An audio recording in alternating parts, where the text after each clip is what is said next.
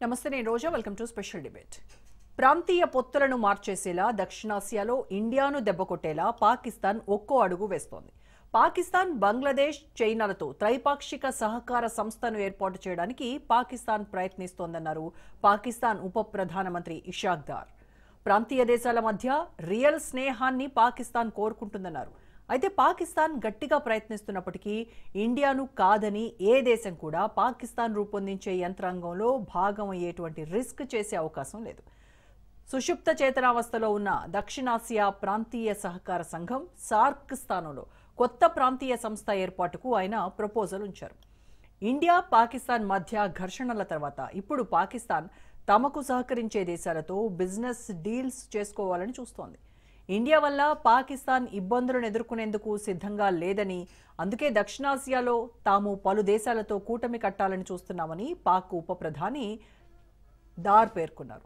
పాకిస్తాన్ సమగ్ర ప్రాంతీయవాదాన్ని సమర్థిస్తోందన్నారు. సార్క్ కాకుండా ఏర్పాటు చేసే ఏ వేదికకైనా పాకిస్తాన్ మద్దతుంటుందని, కేవలం ఆ ప్రపోజల్ పాకిస్తాన్ నుంచి మాత్రమే రావాల్సి లేదని సంకేతాలు ఇచ్చారు.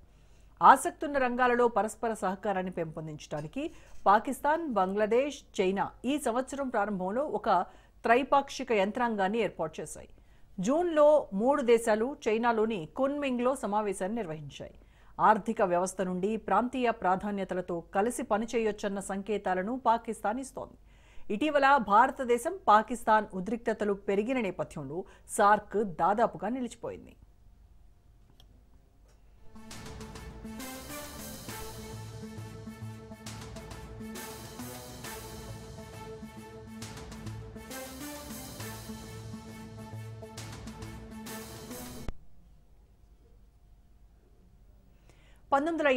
లో ఢాకాలో జరిగిన ఒక శిఖరాగ్ర సమావేశంలో సార్క్ను స్థాపించారు.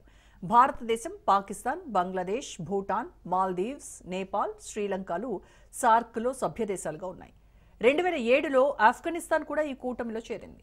దక్షిణాసియా ప్రాంతంలో ఆర్థిక వృద్ధి, సామాజిక పురోగతి, సాంస్కృతిక అభివృద్ధిని ప్రోత్సహించడమే దీని లక్ష్యం. ఉన్నత ఆశయాలతో సార్క్ ఏర్పాటైనప్పటికీ 2014 తర్వాత ఎలాంటి సమావేశము జరగలేదు. దశాబ్ద కాలం సార్క్ నిస్తేజంగా మిగిలింది. 2016లో ఇస్లామాబాద్లో జరగాల్సిన ఈ కూటమి తదుపరి సమావేశం ఉరీలో జరిగిన ఉగ్రవాద దాడి తర్వాత రద్దయింది. దాడికి భారతదేశం పాకిస్తాన్ను నిందించింది.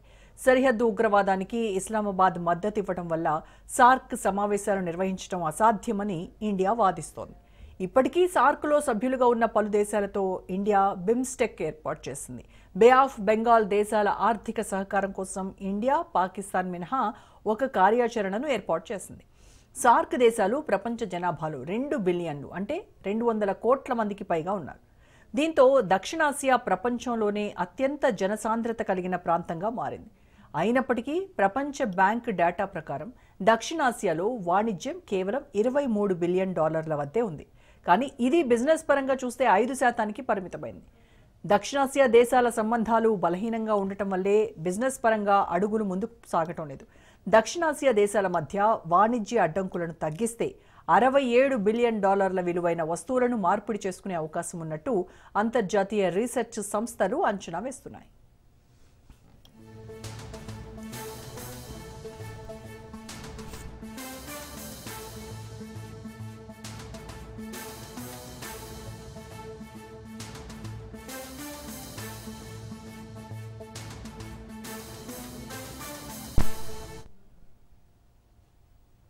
ఈ నేపథ్యంలో లాహోర్ విద్యావేత్త రబియా అఖ్తర్ ఒక ప్రతిపాదన చేశారు.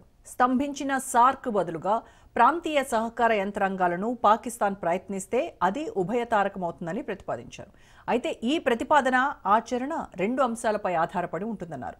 పాకిస్తాన్ ఏర్పాటు చేసే సమూహం తమకు అనుకూలమా కాదా అన్న దాంతో పాటుగా ఇండియా వల్ల తమకు నష్టమా, లాభమా అన్నది కూడా పరిశీలనలో తీసుకున్నాక ఆయా దేశాలు కూటమిలో చేరే అవకాశం ఉందని అఖ్తర్ అన్నారు.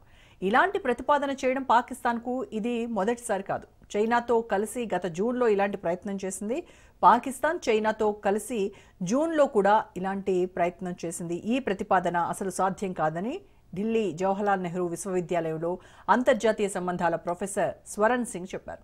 దక్షిణాసియాలో భారత స్థానం చెక్కు చెదరదు అన్నారు. సౌత్ చైనా గ్లోబల్ పోస్ట్తో మాట్లాడిన ఆయన భారత జనాభా పాకిస్తాన్ కంటే 2 రెట్లు అధికమని, భారత రక్షణ బడ్జెట్ ఇస్లామాబాద్ బడ్జెట్కి 5 రెట్లు పెద్దదని, భారత ఆర్థిక వ్యవస్థ పాకిస్తాన్ కంటే 12 రెట్లు బలంగా ఉందని తెలిపారు. భారత్ విదేశీ మారక నిధులు కూడా పాకిస్తాన్తో పోలిస్తే 45 రెట్లు ఎక్కువగా ఉన్నాయని చెప్పారు. దక్షిణాసియా ప్రాంతీయ సహకారంలో భారతదేశాన్ని పక్కన పెట్టి ఏ కార్యక్రమం రూపొందించాలన్నా దాని భవిష్యత్తు ఎలా ఉండబోతోందో ఇంతకంటే పెద్ద క్లారిటీ ఏమీ అక్కర్లేదన్నారు. జేఎన్యూకే చెందిన మరో associate professor Shantesh Kumar Singh India లేని కూటమితో దక్షిణాసియాలో చిన్న దేశాలకు ఇబ్బందులు తప్పవన్నారు. నేపాల్, భూటాన్ వంటి చిన్న దేశాలు తమ ఎగుమతి అవసరాల కోసం భారత్పై ఆధారపడాల్సి వస్తుందని, సంక్షోభ కాలంలో ప్రకృతి వైపరీత్యాలు, కోవిడ్-19 మహమ్మారి సమయంలో టీకా దౌత్యం వంటి సందర్భాల్లో భారత్ కీలక నాయకత్వాన్ని చాటిందని పేర్కొన్నారు. చైనా ప్రభావం ఎక్కువగా ఉన్నప్పటికీ ఇండియా బ్యాలెన్స్ చేస్తోందన్నారు.